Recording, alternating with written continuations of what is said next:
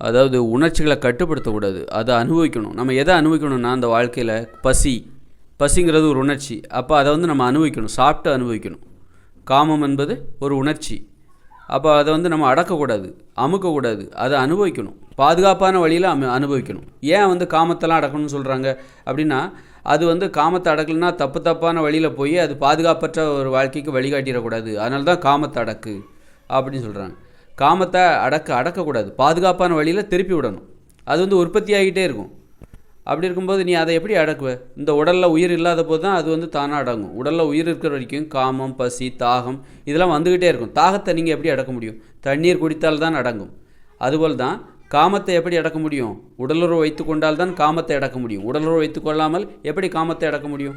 பசி எப்படி உங்களால் அடக்க முடியும்? பசி வந்துக்கிட்டே தான் இருக்கும். சாப்பிட்டா தான் அது பசி அடங்கும், தண்ணி குடித்தா தான் தாகம் அடங்கும். அப்போது உடலுறவு வைத்து கொண்டால் தான் அந்த காமம் அடங்கும்.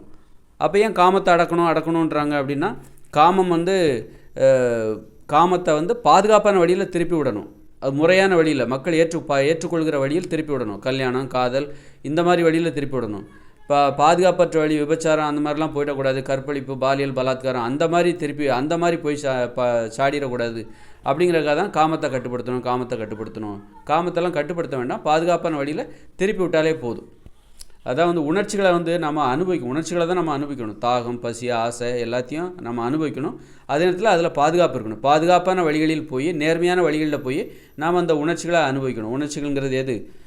அன்பு, பாசம், அப்புறம் தாகம், பசி, காமம். இப்போ பசிக்குதுங்கிறக்கா நம்ம அடுத்தவங்க தோட்டத்தில் போய் திருட முடியாதுல்ல. அப்போ பசியையும் போக்கணும். அதே நேரத்தில் எந்தவித பாதுகாப்பற்ற, அதாவது பாதுகாப்பும் இல்லாமல் போயிடக்கூடாது. நீ பசியும் போக்கணும்பா, நீ சாப்பிட்ணும். உனக்கு கண்டிப்பாக உனக்கு பசிக்குது. அதே நேரத்தில் பசிக்குதுங்கிறதுக்காக அடுத்தவங்க வீட்டில் போய் சோத்தை திருடுறதோ அல்லது அடுத்தவங்க வயலில் இறங்கி விளைபொருட்களை திருடி சாப்பிட்டா அதை வந்து உனக்கு பாதுகாப்பு இல்லாமல் போயிடும். அதனால் உணர்ச்சிகளை நீ அனுபவிக்கும் போது பாதுகாப்பான வழியில் போய், நேர்மையான வழியில் போய் அனுபவிக்கணும். அதைத்தான் வந்து சொல்கிறாங்க. அதுக்காக வந்து அதான் உணர்ச்சிகளை வந்து நம்ம வந்து அனுபவிக்கணும், பாதுகாப்பான வழியில் அனுபவிக்கணும். அதை அடக்க முடியாது, அது உற்பத்தி ஆகிட்டே தான் இருக்கும். அதை அடக்கி பார்க்குறதுக்காக தான் பிரம்மச்சரியம் அப்படின்னு சொல்லி காடுகள்லாம் போனாங்க. அப்புறம் அது வந்து ஃபெயிலியர் ஆகிடுச்சு அந்த பரிசோதனை. அதெல்லாம் ஒரு பரிசோதனை. மனிதர்கள் உணர்ச்சிகளை எப்படி அடக்கணும் அப்படின்னு சொல்லிட்டு பரிசோதனை பண்ணி பார்க்குறாங்க. அதனால் உணர்ச்சிகள் அடக்க முடியாது. உணர்ச்சிகள் இந்த உடம்புல உயிர் இல்லைன்னா மட்டும்தான் உணர்ச்சிகள் வராது. உணர்ச்சிகள் என்பது உற்பத்தி ஆகிட்டே இருக்கும். அதை முறையான வழியில், பாதுகாப்பான வழியில், நேர்மையான வழியில் திருப்பி அந்த உணர்ச்சிகளை அனுபவிப்பதற்கு ஒரு பெருமை தேடி தர வேண்டும். காமம் என்பது பெருமை. எப்போ கல்யாணம் பண்ணி உடல் வச்சுக்கிட்டா அது பெருமை. அதுவே வந்து தவறான உடல் வச்சுக்கிட்டா அது வந்து சிறுமை.